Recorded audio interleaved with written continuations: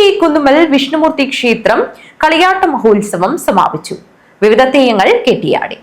കോട്ടച്ചേരി കുന്നുമ്മൽ വിഷ്ണുമൂർത്തി ക്ഷേത്രത്തിൽ 5 ദിവസങ്ങളിലായി നടന്ന കളിയാട്ട മഹോത്സവത്തിന് ഭക്തിയുടെ നിറവിൽ സമാപനമായി.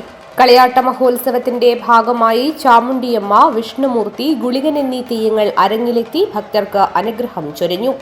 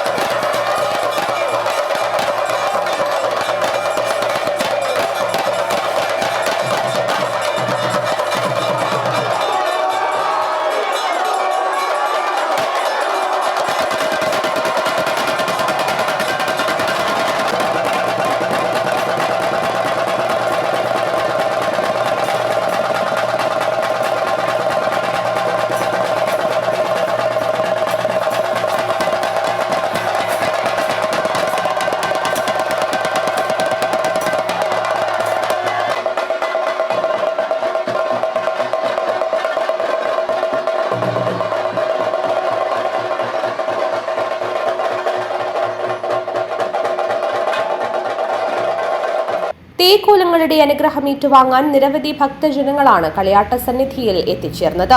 തുലാഭാരം, വിവിധങ്ങളായ പ്രാർത്ഥനാ ചടങ്ങുകളും മഹോത്സവത്തിന്റെ ഭാഗമായി നടന്നു. ഭക്തർക്ക് അന്നപ്രസാദവും നൽകി.